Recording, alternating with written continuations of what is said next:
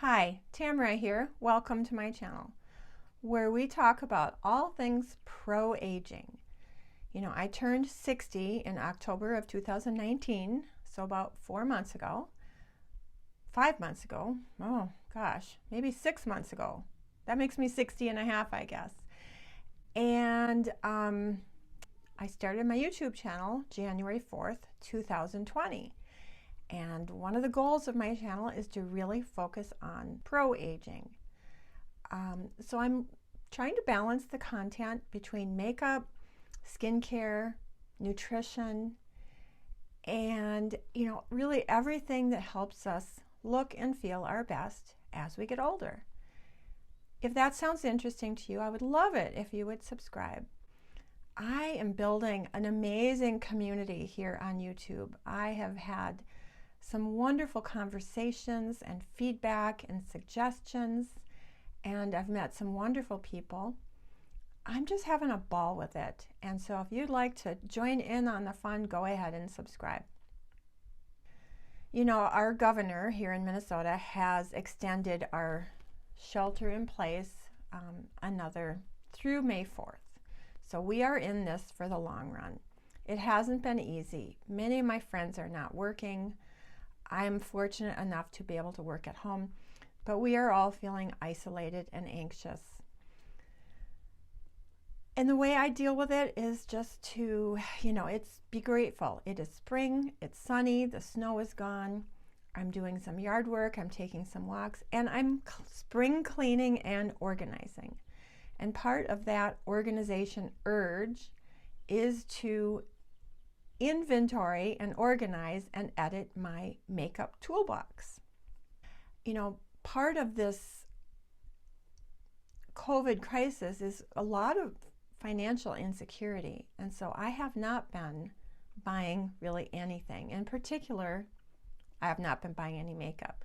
For the first time in years, I did not buy anything during Ulta 21 Days of Beauty, and I am certainly not planning to buy anything during the Sephora sale.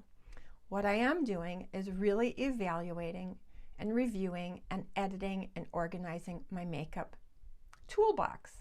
Last week was the very first of this series. It was an eyeshadow inventory, and I ranked it, and I decluttered a few things, and I had so much fun with that, partly because eyeshadow is my very favorite makeup category.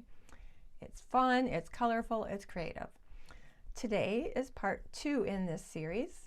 2 small categories, 2 of my most challenging categories. The first category is corrector/concealer, and the second category are powders. And these are my smallest categories, so I could lump them together. So hopefully this video won't be too long, but they're also my most challenging, for aging skin. As we get older, our skin, especially under the eyes, gets thinner. It gets almost transparent, and what happens is the blood vessels under that skin becomes more visible, so it gives you the look of dark circles. At the very same time that the dark circles are showing up, that thin skin tends to be a little crepey, crinkly, wrinkly, and it makes it extra challenging to find products that will conceal or correct the blue without looking cakey and creasy. So with that being said, we will jump into my correctors and concealers. I only have a few. I will be ranking and decluttering a couple and showing you the ones that I absolutely love. Before we get started with the concealer, I do want to say one little tip. Every day before I put my concealer or corrector on, I use this Kiehl's Creamy Avocado Eye Cream. This is a super, super emollient eye cream.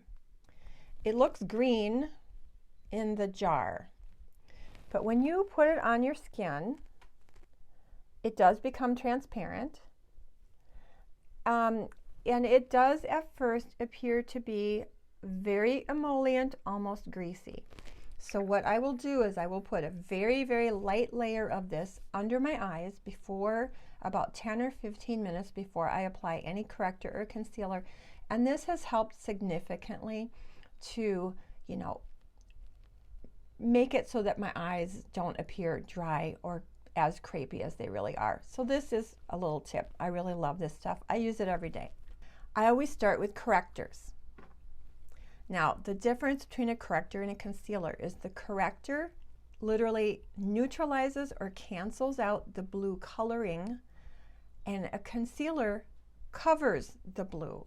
So for me, a corrector is the first step because I like to use minimal product, and I can use a corrector to neutralize and then just go over with a very light layer of concealer. My holy grail corrector is this Urban Decay Naked Skin Peach Corrector. I think I've repurchased this 3 or 4 times. It's $29. It's not cheap, but I usually find it on sale. It comes with a little doe foot, and I think you can see there, I think you can see, it does have a nice peach color. It's very, very lightweight. It blends very easily. It does not look cakey. It does a nice job of neutralizing with minimal product. I love this. I use it every single day. That's not going anywhere. When I recently did a drugstore get ready with me, which was really fun, maybe I'll try to link that video down below. I did not have a drugstore corrector, so off to Target I went and I purchased 2 correctors. One of which is the Maybelline Instant Age Rewind. This is a pink colored corrector. This was a fail for me. This made my under eyes look so dry and crinkly and crepey. And I know this is a very popular line of correctors and concealers, and many people love it, but for me it was a fail. It just really, really aged my under eyes. That is being decluttered. What was surprising to me is this Pixie corrector. It's a cream corrector. It's a very stiff peach corrector. And when I first put my finger in there, I thought, oh, this is never going to work. But I found if I just took a little bit on my pinky and I rub it between my pinky fingers, let it warm up with the warmth of my skin, and just apply it in the very inner corner where I have the most darkness and it's not dry and crinkly in there, and just pat it in there, it really does a nice job of instantly correcting and brightening and lightening that inner corner. I really like this. I am now using this just for that inner corner in conjunction with the Naked Skin. The Naked Skin in the inner corner, it tends to slide off, and this really lasts and stays, and I absolutely love it. This is also, I find, pretty effective as an eyelid concealer corrector primer. Here's my 2 correctors that I am keeping for sure. The other, I wanted to rank this in order of least favorite to most favorite, but I'm going a little bit out of sequence. This is the Color Science 3-in-1 Total Eye Corrector. It is a very emollient, rich peach corrector. It's too emollient and too rich for me. It does have an SPF of 35, which is a big selling point for a lot of people. This is a very popular product. Most people absolutely love this. For some reason, I just could not get it to work for me. It was too dewy, too radiant. It never really lost that emollient look. And for me, if I have shiny under eyes, it just accentuates the lines and crepiness. So I have never been able to figure out a way to work this, unfortunately, because it is very expensive. And you know, that 35 SPF is a bonus. But for me, I put my Ulta MD tinted sunscreen all over my entire face, including my under eyes and my eyelids, so I know I already have really excellent sun protection. So for correctors, I am getting rid of the Maybelline Instant Age Rewind and the Color Science 3-in-1, and I am keeping my old holy grail Naked Skin Corrector and my new favorite, this Pixie cream corrector. They work together really beautifully. So that brings us to concealers. And again, corrector neutralizes and cancels the color, and concealer covers the color. I have found in the past that if I just go in with a concealer without a corrector, it actually, you know, the blue just continues to shine through, and it almost makes the under eyes look a little gray. So that's why I use both a concealer and a corrector. I'm going to start with my least favorite, and this is the Lancome Effaceur. It is in a tube. It is a high coverage concealer. It's a high coverage concealer. Very, very popular. It's 5 stars on Ulta and on Sephora. A lot of people love it. I just could never get it to work for me. It's in a squeezy tube, so it's for me, it's very difficult for me to control the amount that I put on. And it's high coverage, which, especially since I use a corrector, I just don't need a high coverage concealer. I just could never really, it was just not something I really enjoyed using. So I am getting rid of this. Again, not a bad product, just could not get it to work for me. The other product, this is my Estee Lauder Double Wear Stay in Place Concealer. This does not work under my eyes at all. It is high coverage. If I put it on as a concealer under my eyes, it will look cakey. How I have been using it as an eyelid primer. It has been very effective as an eyelid primer. And one of the reasons I like to use a concealer as an eyelid primer is because I also have discolorations on my eyelids, and this does cover that up very nicely. I've been using this, and you'll see in a minute, I have 2 new ones that are going to replace this, and when this Estee Lauder runs out, I probably will not be replacing it. So my other 2 concealers are new finds at the drugstore. Again, I purchased these in preparation for my drugstore Get Ready With Me. One is the e.l.f. Hydrating Camo Concealer. I was really surprised about this one. It's only $6. Got a huge doe foot, which is a little difficult for me to use. But it is a very high coverage concealer. However, it's emollient. Where is it? Yeah. It's emollient without being overly dewy. And it blends in beautifully. I really liked it. I typically don't go for high coverage concealers, but this really looked and felt really nice under my eyes.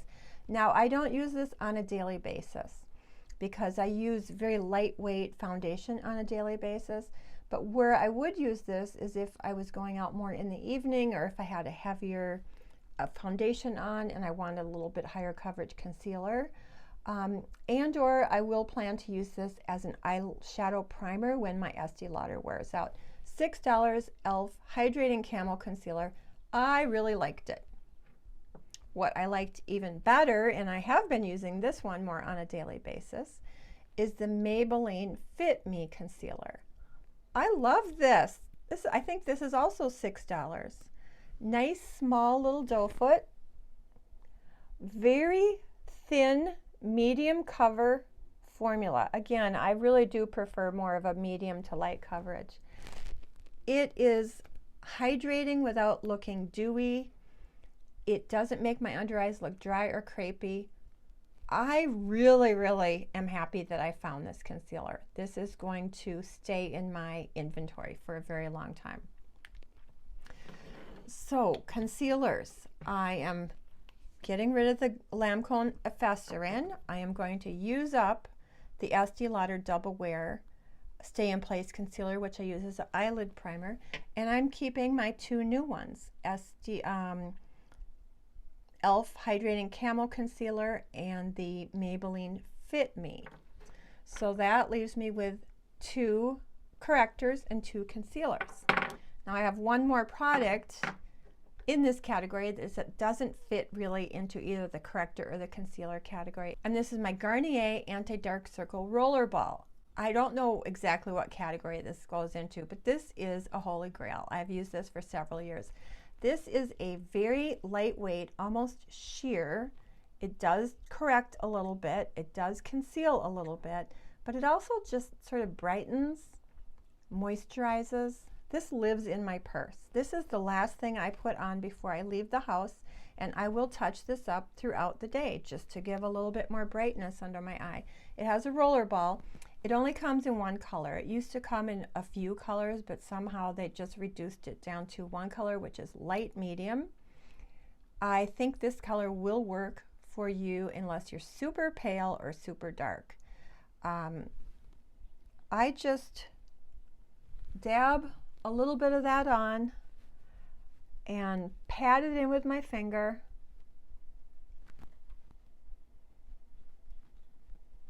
Again, the last thing before I leave the house, very light sheer correction coverage. It gives a nice, I don't know, brightening look. I really love it. So that leaves me with 5 products in the corrector concealer category. I think that's a nice, very nicely edited, and I use them all and I love them all, and I'm real happy with that. Which brings us to our second category, powders. Another very challenging category. I am not a powder person. I am almost powder adverse. A few years ago, I tried the Bye Bye Pores powder because everybody loved that. It looked horrible. I tried the Laura Mercier translucent powder because everybody loved that. It just looked horrible. Powder just tends to make my skin look dry, crepe, lined, wrinkly. You know, it's only recently that I have found any powders that I liked at all. I'll start with, so I have actually 4 powders. I'm going to start with the newest and my least favorite, although I was surprised at how much I actually did like it. Again, I purchased this recently from my drugstore Get Ready With Me because my other 3 powders are not drugstore. This is the e.l.f. Halo Glow Loose Translucent Powder. They had me at the word glow, right?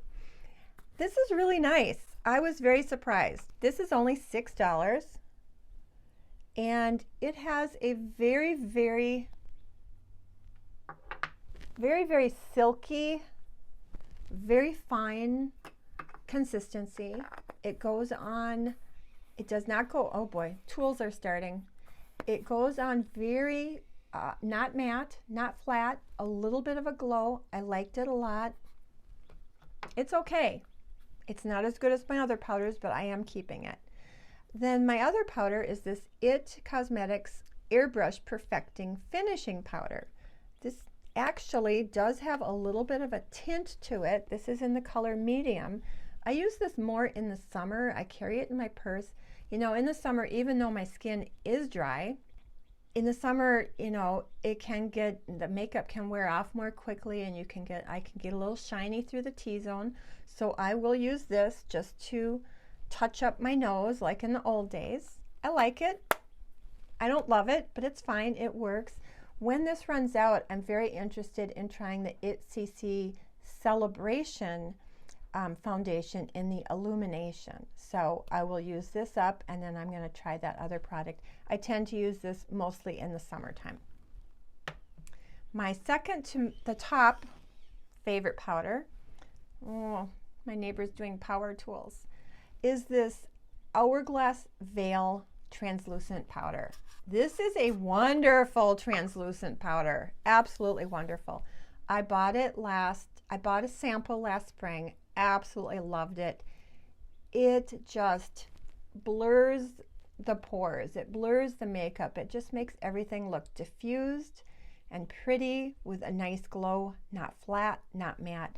I used this throughout last summer, loved it, almost used it up, and then last fall I bought a new one during the Sephora sale, and I wound up not really using this over the course of the winter. Again, my skin is extremely dry during the winter, and I found myself only using my #1 favorite powder, Hourglass Ambient Lighting Finishing Powder. This is in a compact. This is in the color Diffused Light. It's really translucent. The magic of this powder, I don't know how they do their powders. Their powders are all wonderful. Their blush is wonderful. Their loose setting powder is wonderful. Their finishing powder, I just love them. But the beauty of this powder, I put it on with my Eco Tools blush brush. It's the last thing I do before I leave the house. And I'll put it everywhere. And it never looks powdery. It never looks cakey. It gives the skin a beautiful glow. And it's also really good for buffing in the blush or diffusing the edges of the blush or taking the blush down if you have a little bit too much blush on. I absolutely love it. I actually have it in 2 colors, which I probably don't need 2 colors, but I have them. This is the dim light. This was the first one I purchased. I think I wound up buying this in the summer, and I just felt like this, I was afraid to buy the diffused light because I thought it would be too pale, but they're really interchangeable. I do tend to use the dim light more in the summer and the diffused light more in the winter, but they're both wonderful. I could get along with, I probably will ultimately just stick with the diffused light and not have 2 of them. Holy grail, absolutely love these, cannot live without. Actually, there's one more powder. I forgot, there's one more powder, and I forgot about this because it's technically a highlighter, but sometimes I actually do use it as a powder. It's the Essence Pure Nude Highlighter. This is a beautiful highlighter. I use it sometimes as a highlight, sometimes as an inner corner highlight, sometimes as a, like on the eyelids for a little shimmer and shine there. But this can also be used almost like a finishing powder. If you put it and buff it all over your face and get a nice, very, very light layer of it, this could almost be a dupe for the Hourglass. I don't know, let me know your opinion on that. This is technically a highlighter, so it might be a little too glowy for the full face, but I think it could possibly work sometimes in a pinch in place of the Hourglass. So though that is my little inventory slash declutter slash ranking, correctors, concealers, powders, and you know, my goal, again, I'm going to be doing this as a series. I'll be doing foundations.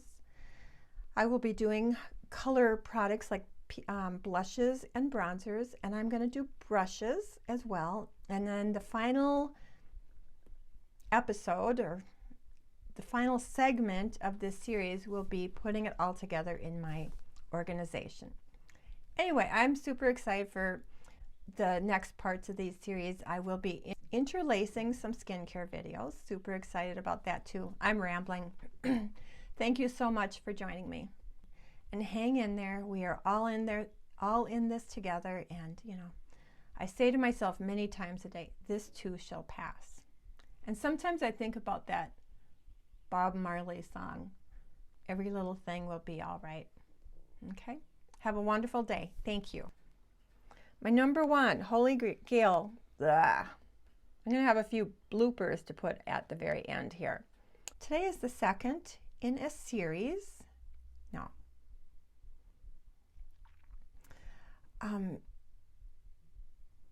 Okay, now what's next? So today is the second, and the goal and the content of for anything, anyways, I hope that